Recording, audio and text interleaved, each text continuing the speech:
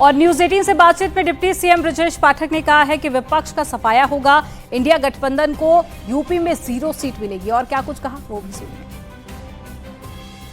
मतदान लगातार जारी है, हम बात करेंगे डिप्टी सीएम ब्रजेश पाठक जी से। सर, 7वें चरण का मतदान जारी है, क्या कुछ कहेंगे? देखिए, हमने लगभग सभी जिलों में बात किया है, जहां जहां अंतिम चरण के मतदान हो रहे हैं। बहुत उत्साह है मतदाताओं में। सभी लोग विकसित भारत के संकल्प को पूरा करने के लिए मतदान कर रहे हैं। प्रचंड बहुमत के साथ भारतीय जनता पार्टी कमल का फूल खिले, इस प्रकार का मतलब मन लोगों ने बना रखा है। सर, लेकिन ये जो इंडी गठबंधन है, ये लगातार कह रहा है कि 4 जून के बाद भारतीय जनता पार्टी सत्ता से बाहर होगी, इंडी गठबंधन सरकार बनाएगी। ये सब डिरेल्ड हैं और इनके पास कोई नीति एजेंडा नहीं है।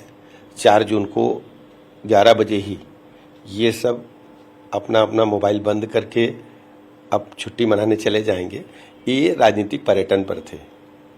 5 साल तो जनता के बीच में इनको जाना होता नहीं है और केवल ये चुनाव के बीच में ही दिखते हैं। ये ऐसे लोग हैं जो स्थायी तौर पर जनता ने इन्हें नकार दिया है। 14 से लेकर 22 तक जितने चुनाव हुए लोकसभा विधानसभा के, उत्तर प्रदेश में भारतीय जनता पार्टी ने लगातार अपने वोट प्रतिशत में बढ़ोतरी हासिल की है और जनता का भरोसा जीता है। माननीय मोदी जी की गरीब कल्याण योजनाएं जन जन तक पहुंची हैं। उत्तर प्रदेश की कानून व्यवस्था नंबर 1 पर है। लोगों का मानना है कि बीजेपी ही देश में सबसे अच्छा शासन दे सकती है। सर, ये अखिलेश यादव जी ट्वीट कर रहे हैं, कह रहे हैं कि किसी भी एग्जिट पोल पे भरोसा मत करना, ये सब गलत होंगे। इसका मतलब उन्होंने हार पहले ही स्वीकार कर ली है। इंडी गठबंधन को पता है कि धरातल पर उनके पास जमीन नहीं है, जमीन खिसक चुकी है, इसलिए पहले से ही वो इस प्रकार की भूमिका बना रहे हैं और आप देखेंगे कि भारतीय जनता पार्टी एनडीए गठबंधन 400 पार करेगा। सर, अंतिम सवाल है, 7वें चरण में भारतीय जनता पार्टी को आप कहां पाते हैं? आज मतदान हो रहा है। देखिए, हम प्रदेश की 80 की 80 लोकसभा सीट जीत रहे हैं। विपक्ष का पूरी तरह से सफाया होगा। एनडीए गठबंधन को 0 सीट उत्तर प्रदेश में मिलेगी। तो ये थे डिप्टी सीएम ब्रजेश पाठक जी। इनका सीधे तौर पर कहना है कि इंडी गठबंधन को 0 सीट मिलेगी और हम 80 की 80 सीटें उत्तर प्रदेश में जीत रहे हैं। कैमरामैन शरद तिवारी के साथ संकेत मिश्रा, न्यूज 18 लखनऊ। और गोरखपुर से बीजेपी उम्मीदवार रवि किशन ने पीएम के मेडिटेशन पर सवाल उठाने को लेकर विपक्ष पर प्रहार किया। उन्होंने विपक्ष को भूत पिशाच भी बताया और कहा कि राक्षसी ताकतों को ही भगवा से डर लगता है। और क्या कुछ कहा था उन्होंने, वो भी सुनिए। रोना नहीं पड़ता, अगर कुछ किए होते 5 साल में तो फिर रोने की नौबत नहीं आती। आदमी रोता होता है। सब काम करोगे तो आपको रोना नहीं है। जब आप काम करोगे तो आपको रोना नहीं है। निषाद के नाम पर आप उन भोली जनता को कब तक बेवकूफ बनाओगे? आके चंदा लूटना, फिर 5 साल गायब हो जाना, हर बार चुनाव। हाँ, देखा थे, ले ला। तो वहीं प्रधानमंत्री ध्यान में बैठे हुए हैं। विपक्ष लगातार सवाल उठा रहा है, कांग्रेस लगातार अटैकिंग कर रही है। देखिए, भूत प्रेत पिशाच होता है। जैसे आप ही के शरीर में भूत होगा, आत्मा होगी, तो आप हमारा भगवा या रुद्राक्ष देख के छटपटाने लगोगे, क्योंकि आपके अंदर एक पिशाच होगा। विपक्षियों में भूत प्रेत पिशाच, उनमें आत्माएं हैं, गंदी आत्माएं हैं। उनको अपना इलाज करवाना चाहिए, या तो मोदी जी के पद चिन्हों में आना चाहिए, या मोदी जी जहाँ गए साधना में वहाँ उनको बैठना चाहिए। सब ये सब भूत, इनके अंदर आत्माएं होती हैं। तो जैसे भगवा दिखा दे तो आत्मा लोग नाचे लगन।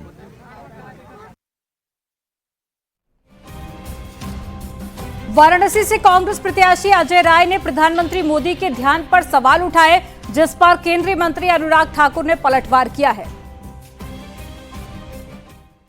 वही तो मैं कह रहा हूँ कि माँ गंगा ने बुलाया। माँ गंगा का पुत्र होता तो माँ गंगा अपनी माँ के सामने बैठेगा, आराधना करेगा ना। मैं तो नहीं कहूँगा कि अपनी माँ गंगा के सामने आराधना करते, समुद्र के तट पर जाकर आराधना कर रहे हैं। आप खुद समझ सकते हैं। अन्य संवैधानिक संस्थाओं के ऊपर आरोप लगाते हो। सच ये है कि जनता किसके साथ है वो तो देश जानता है।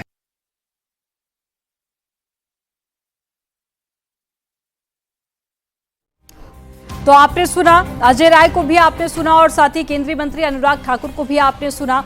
एक तरफ हम आपको वो तस्वीरें दिखा रहे हैं जहां पर लगातार मतदान जारी है। सुबह से ही वोटिंग शुरू हो चुकी है और अब ये तस्वीरें आप देखिए। पहली तस्वीर जब रवि किशन शुक्ला वोटकास्ट करने के लिए पहुंचे। गोरखपुर से सांसद हैं और साथ ही एक बार फिर से चुनावी मैदान में है बीजेपी की टिकट पर। दूसरी तस्वीर आपको दिखा रहे हैं अनुप्रिया पटेल, और साथ ही तीसरी तस्वीर में आप देखिए मुख्यमंत्री योगी आदित्यनाथ गोरखपुर में पहुंचे थे मतदान करने के लिए, और साथ ही ओपी राजभर की तस्वीर भी आपको दिखा रहे हैं। साथ ही बनारस की तस्वीर आप देखिए जहां पर कांग्रेस पार्टी के candidate Ajay Rai vote cast करने के लिए पहुंचे और साथ ही उन्होंने अपनी जीत का दावा भी किया और प्रधानमंत्री के मेडिटेशन को लेकर सवाल भी उठाए। अनिल राजभर की तस्वीरें भी आपकी टेलीविजन स्क्रीन पर हैं। अफजाल अंसारी वोट कास्ट करने के लिए पहुंचे, लेकिन मुश्किलें इस बार अफजाल अंसारी की भी काफी ज्यादा बढ़ी हुई हैं। पंकज चौधरी की तस्वीर भी आपको दिखा रहे हैं और साथ ही आप सुप्रिया श्रीनेत को भी देख पा रहे हैं जो कि वोट कास्ट करने के लिए पहुंची थी और साथ ही उन्होंने कांग्रेस की जीत का दावा भी किया। अब ये कुछ और तस्वीरें भी आप देखिए। पहली तस्वीर है हमीरपुर से, जहां पर अनुराग ठाकुर मतदान करने के लिए पहुंचे। ये आखिरी चरण के दिग्गजों की तस्वीरें हम आपको दिखा रहे हैं। हमीरपुर से अनुराग ठाकुर चुनावी मैदान में है। अनुप्रिया पटेल की तस्वीर पटना साहिब से ये तस्वीर आपको दिखा रहे हैं रविशंकर प्रसाद की, अभिषेक बनर्जी, और उसके बाद में जलंधर से भी तस्वीरें आप देखिए चरणजीत सिंह चन्नी और पंजाब के पूर्व मुख्यमंत्री हैं, और मंडी से कंगना रनौत, और दुमका से तस्वीर है सीता सोरेन, महेंद्रनाथ पांडे चंदौली से, और पाटलिपुत्र की भी तस्वीरें आपको दिखा रहे हैं रामकृपाल यादव, परनीत कौर, और साथ ही भटिंडा की ये तस्वीरें भी आप देखिए जहां पर हरसिमरत कौर जो कि सांसद भी रही, और उसके बाद में हंसराज हंस, रविकिशन, अफजाल अंसारी और आरा, पाटलिपुत्र, चंडीगढ़, और साथ ही निशिकांत दुबे की ये तस्वीरें आपके सामने। ये आपको दिग्गज दिखा रहे हैं आज की वीवीआईपी सीटों के। और प्रधानमंत्री नरेंद्र मोदी हालांकि इस वक्त वो ध्यान में लीन है, लेकिन आज उनकी सीट पर भी मतदान हो रहा है। बनारस में आज आखिरी चरण में वोटिंग हो रही है और बनारस अपने आप में बेहद खास सीट है और सभी की निगाहें आज बनारस पर भी टिकी हुई है कि कितने फीसदी यहाँ पर मतदान होता है, क्योंकि तमाम बड़े दिग्गज पहुंचे थे प्रचार करने के लिए। और साथ ही दो सहयोगी हमारे साथ में जुड़ गए हैं। घोसी से अभिषेक राय हमारे साथ में जुड़ गए हैं और साथ ही गोरखपुर से राम गोपाल जुड़ गए हैं। राम गोपाल, सबसे पहले आप ही के पास पे आऊंगी।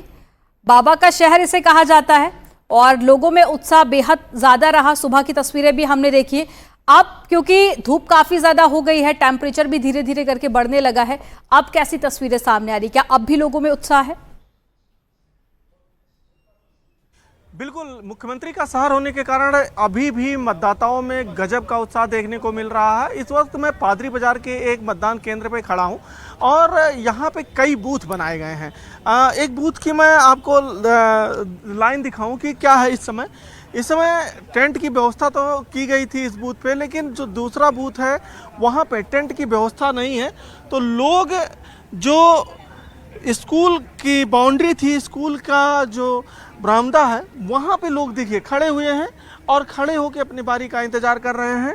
11:15 बजे का वक्त है और जो गर्मी है वो बिल्कुल प्रचंड गर्मी पड़ रही है, लेकिन जो ये लोकतंत्र के सजग प्रहरी के रूप में ये लोग अपने मताधिकार का यहाँ पे प्रयोग करते हुए दिखाई पड़ रहे हैं। और सिर्फ यहाँ ये लाइनें तो दिखाई पड़ रही हैं, बाहर से जो लोग आ रहे हैं वो कंटिन्यू अभी उनके आने का सिलसिला यहाँ पे जारी है। अभी ये उम्मीद जताई जा रही है कि करीब 11 बजे तक 26 से 27% मतदान होने की गोरखपुर सदर में उम्मीद जताई जा रही है। हालांकि बांसगांव लोकसभा में थोड़ी मतदान राम गोपाल, अगर संभव हो सके तो जरा इनसे जानने की कोशिश कीजिए कि क्या मुद्दे हैं गोरखपुर की जनता के। बिल्कुल, इन्हीं से बात करते हैं। वैसे वोट देने आए थे? ले लिया? अभी नहीं।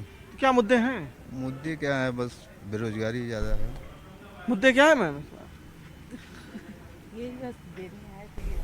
क्या मुद्दे हैं भाई? मुद्दे क्या है? मुद्दे मतलब वोट किन मुद्दों पे दे रहे हो? मुद्दे मतलब वोट देने आए हैं। वोट देने आए हैं, किन मुद्दों पे वोट दे रहे हो? अब भाई साहब बताएंगे। बेरोजगारी और महंगाई। बेरोजगारी और महंगाई है। डेवलपमेंट भी है कोई मुद्दा? अब जो बताएं वही से। विकास है। तो यहाँ जो मतदाता है, बेरोजगारी, महंगाई तो है ही, डेवलपमेंट भी एक मुद्दा है और उस पे हम अपने मत का प्रयोग कर रहे हैं। लेकिन जो लाइनें हैं आप देखिए कि लगातार लोग आ रहे हैं और खास करके महिलाएं वो भी बड़ी संख्या में आ रही हैं, अपनी आने के बाद अपनी पर्ची का यहाँ पे सत्यापन करा रही हैं कि उनका किस बूथ पे। ठीक है रामगोपाल, आप नजर बनाए रखिएगा, अपडेट आपसे आगे भी लेते रहेंगे। अब चलिए घोसी आपको लेकर चलते हैं जहां से अभिषेक राय हमारे साथ में जुड़े हुए हैं। अभिषेक, तस्वीरें आप दिखाइए, घोसी से कैसी तस्वीरें? देखिए, हम प्राथमिक जूनियर हाई स्कूल के मौजूद हैं और कहा जा रहा है कि वोट जो विकास नहीं हुए हैं और अंडरपास को लेकर यहाँ के लोगों ने बहिष्कार कर दिया है। करीब 2 गांव के लोगों ने भी बहिष्कार किया है। पिपरीडीह और बहार के लोग हैं जो मतदान करने भी नहीं पहुंच रहे हैं। एक मतदान केवल हुआ है अब तक और वो भी प्रशासन ने करवाए हैं, क्योंकि उनका कहना है कि काफी लंबे समय से उनकी मांग रही है कि अंडरपास नहीं बन रहा है और बना भी था तो उसको तोड़ दिया गया प्रशासन की तरफ से, जिसमें काफी प्रशासन के लोग भी लगे हैं उनको मनाने के लिए। और लेकिन गांव वाले वहां पे आने को तैयार हैं। लेकिन मऊ की बात करें तो जहां राजभर की प्रतीक्षा दाव पर लगी है, जहां राजभर के बेटे अरविंद राजभर मैदान में है और एनडीए के प्रत्याशी के रूप में घोसी में चुनाव लड़े। लेकिन वहीं से समाजवादी पार्टी से राजीव राय हैं जो अखिलेश यादव के बहुत करीबी माने जाते हैं, वो मैदान में लड़े। लेकिन उसके पहले एक बालकृष्ण चौहान है जो 2009 में यहाँ से सांसद रहे हैं और उनको भी बीएसपी उन पर दाव चला। अभिषेक, बहुत संक्षिप्त में बता दीजिए जनता का गुस्सा क्यों है? क्या सरकार को लेकर ये गुस्सा है जिसके चलते मतदान नहीं कर रहे हैं? जी बिल्कुल, देखिए जो सरकार है उनसे लगातार कई महीनों से धरने पे बैठे थे। उनकी मांग थी गांव वालों की, पिपरीडीह का या गाँव की, और उनका अंडरपास बनाया जाए और नहीं बन रहा है। इसको लेकर गांव वाले बहिष्कार कर दिए हैं और गांव के बाहर ही मतदान के कुछ दूरी पर बैठे हुए हैं और उनको अधिकारी मनाने में लगे हुए हैं। तो अभी तक लोग यहाँ पर मतदान करने नहीं पहुंच रहे हैं। घोसी की तस्वीरें हम आपको दिखा रहे थे। अब कुछ खास मेहमान हमारे साथ में जुड़ गए हैं, उनका रुख कर लेते हैं। नेहा यादव जी हैं, प्रवक्ता है समाजवादी पार्टी से, बहुत स्वागत है नेहा जी आपका। और साथ ही ज्ञानेश श्रीवास्तव जी हमारे साथ में जुड़ गए हैं, वरिष्ठ पत्रकार है। ज्ञानेश जी आपका भी बहुत स्वागत है। शुरुआत में आप ही के साथ में करूंगी। इस बार गठबंधन की बात करें तो कई सारे बदलाव हमने देखने को मिले हैं। अलायंस में एक तरफ चेंजेस हुए हैं, दूसरी तरफ बीजेपी ने अपनी पूरी कोशिश की है ताकि पूर्वांचल को साधा जा सके। पूर्वांचल एक बहुत बड़ी चुनौती है। तीसरी तरफ अगर हम बसपा की बात करें तो जातिगत समीकरण को भी पूरी तरह से साधने की कोशिश की है बसपा ने, क्योंकि यहाँ पर जातिगत समीकरण भी हम देखते हैं बहुत ज्यादा हावी रहता है। अब ऐसे में आपका आंकलन क्या कहता है, आखिरी चरण में कौन सी पार्टी को फायदा हो सकता है? देखिए, ये कहना बहुत मुश्किल है कि किस पार्टी को फायदा होगा, किस पार्टी को नहीं। लेकिन जो एक अनुमान है, आकलन है कि इस बार बहुत इलाकों में, जैसे आपने कहा घोसी के बारे में जो अरविंद राजभर हैं, तो कैंडिडेट के अपने बलबूते पर भी उनसे भी नाराजगी है। तो वो भी एक बहुत बड़ा फैक्टर है। जब चूंकि चुनाव में जब लहर नहीं होती है ना, जैसे आपको याद होगा 2014 2019 उसमें मोदी लहर थी, इस बार ऐसा कुछ दिखने को मिला नहीं है। ये नहीं कह सकते हैं कि किसी एक पार्टी या एक नेता का लहर है। ऐसे में उस इलाके में कैंडिडेट का अपना पर्सनल कैरेक्टर क्या रहा है, उसके प्रति लोगों की नाराजगी है या लोग खुश हैं, वो भी एक बहुत बड़ा मायने रखता है। और जो पूर्वांचल का जो पूरा इलाका है, ये बहुत सेंसिटिव इलाका है और यहाँ के वोटर्स जो हैं बहुत जागरूक है। तभी तो आपको याद होगा कि जैसे मनोज सिन्हा जी हार गए थे 2019 में, सिटिंग मंत्री थे। घोसी में उपचुनाव हुआ तो दारा सिंह चौहान हार गए। तो आप समझिए कि ये इलाका बहुत सेंसिटिव है, यहाँ के वोटर बहुत जागरूक हैं। किसको वोट देना है, किसको नहीं देना है, उनको पता है। इसलिए वहां पर आप पता नहीं कर सकते हैं कि किसको वोट मिलने वाला है। लेकिन सर, इस बार साइलेंट वोटर काफी ज्यादा बढ़ गए हैं। जब लोगों से भी, पूर्वांचल के लोगों से बातचीत करने की कोशिश की गई तो या तो वो खुलकर अपनी बात नहीं रख रहे हैं या तो मिले जुले रिएक्शन सामने आ रहे हैं। अब ऐसे में कंफ्यूजन और ज्यादा बढ़ जाती है कि लोगों के मन में क्या लगता है, ये साइलेंट वोटर किस तरफ जा सकता है? नहीं, साइलेंट वोटर का मतलब होता है जागरूक वोटर, है ना। वो आपको बताएगा नहीं, अगर आप पूछेंगे तो कुछ और बताएगा। तो साइलेंट वोटर नहीं करेंगे इसको कहते हैं जागरूक वोटर। और जो इलाका है ना, पूर्वांचल का जो भी इलाका है, चाहे बिहार आप चले जाइए, उसके आगे आप बंगाल चले जाइए, तो वहाँ के वोटर इस मामले में बहुत आगे हैं। यानी कि आप जाति समीकरण तो होता ही है, धर्म भी होता है, क्षेत्र भी होता है, सब कुछ होता है, लेकिन साइलेंट वोटर जागरूक वोटर कहलाता है। ठीक है नेहा जी, मैं आपके पास में आऊंगी। अब 4 तारीख बेहद करीब है और आज आखिरी चरण का मतदान है। कितनी उम्मीदें हैं समाजवादी पार्टी को?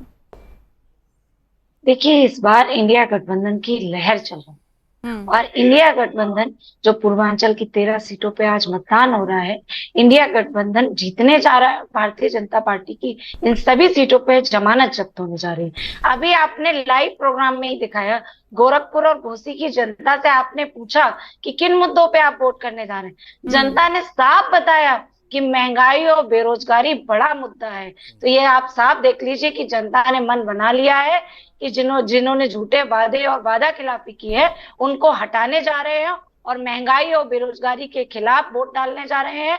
इस बार इंडिया गठबंधन के प्रत्याशियों को जनता स्वयं जिता रही है, इसलिए इंडिया गठबंधन की लहर चल रही है। प्रधानमंत्री जी ने 2014 में बड़े बड़े वादे किए थे, कोई वादा पूरा नहीं कर पाए और जब जवाब देने की बारी आई तो जाकर के कन्याकुमारी बैठ गए। आज मां गंगा, लेकिन नेहा जी, बढ़ती महंगाई, बेरोजगारी संसदीय क्षेत्र में और अग्निवीर योजना की बात कर ले, ये सारे ऐसे मुद्दे हैं जो विपक्षी पार्टियां बहुत पहले से उठाती रही हैं, लेकिन जब परिणाम आते हैं तो वो कुछ और ही फिर इशारा करते हैं कि ये जो मैजिक था आपका इन मुद्दों का वो चला नहीं। देखिए, झूठ और जुमलों की एक सीमा होती है। जनता बहुत अच्छे से समझ चुकी है कि जुमले वाले लोग हैं। इन्होंने जो जनता के साथ वादा खिलाफी की है, देखिए जनता, लोकतंत्र में जनता ही सर्वोपरि है। जनता सर पे बैठाई थी इनको, अब जनता ही इनको लात मार के निकालने जा रही है। प्रधानमंत्री ने तो वैसे ही कहा था। अच्छा, गोरखपुर और बनारस से कितनी उम्मीद है कोई ऐसी? नेहा जी, गोरखपुर और बनारस से कितनी उम्मीद है? आपने अभी लाइव प्रोग्राम के माध्यम से ही बता दिया कि गोरखपुर हम जीतने जा रहे हैं। जनता महंगाई और बेरोजगारी के खिलाफ वोटों की लाइन में लगी हुई है और सब इंडिया गठबंधन के प्रत्याशी काजल निषाद जी वहां ऐतिहासिक मतों से जीतने जा रही हैं। ठीक है, मैं लौट रही हूँ आपके पास में। गोरखपुर ही चलते हैं, वहां से ग्राउंड जीरो से हमारे साथ में हमारे सहयोगी जुड़े हुए हैं। रामगोपाल, तस्वीरें आप दिखाइए, लोगों से बातचीत करने की कोशिश कीजिए कि क्या मुद्दे हैं जिस पर वो लोग मतदान करने के लिए पहुंच रहे हैं आज।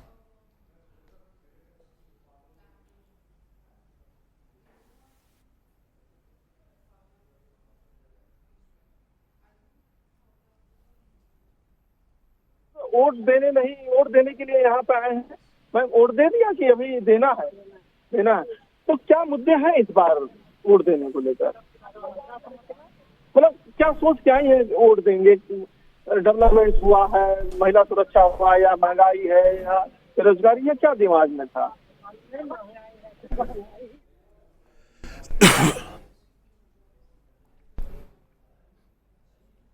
ठीक है रामगोपाल, आप लोगों से बातचीत कीजिए, वापस लौटेंगे आपके पास में। नेहा जी, इससे पहले रवि किशन का एक स्टेटमेंट सामने आया, मुझे लगता है शायद आपने सुना होगा वो उनका बयान, जिसमें वो विपक्षी पार्टियों को भूत पिशाच तक बता रहे थे। देखिए, रवि किशन मानसिक दिवालिया है।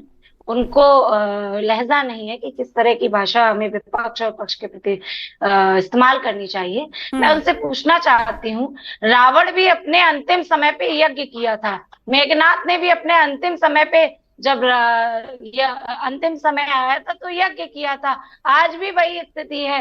तो क्या अंतिम समय ही मान लिया जाए प्रधानमंत्री जी का कि अंतिम समय पे जाकर के वहां बैठ गए हैं और जिस तरह से कैमरामैन ले गए हैं, वीडियो मैन ले गए हैं, अपना फैशन डिजाइनर ले गए हैं, हेयर स्टाइलिस्ट ले गए हैं और हर एक एंगल से तस्वीरें आ रही हैं, हर एक एंगल से वीडियो आ रही हैं, जनता को भ्रमित करने का पूरा प्रयास किया जा रहा है। जनता सब देख रही है, नौटंकीबाजों को, ड्रामा करने वालों को जनता अच्छे से देख रही है। लेकिन नेहा जी, जब बीजेपी या फिर एनडीए के दलों से बातचीत होती है तो वो काफी ज्यादा क्लियर नजर आते हैं। उनका कहना है कि अब की बार 400 पार, लेकिन वो जो क्लियरिटी है वो विपक्षी पार्टियों में नजर नहीं आती है। मैं लौटूंगी आपके पास में, ब्रेक के बाद इस चर्चा को आगे बढ़ाएंगे।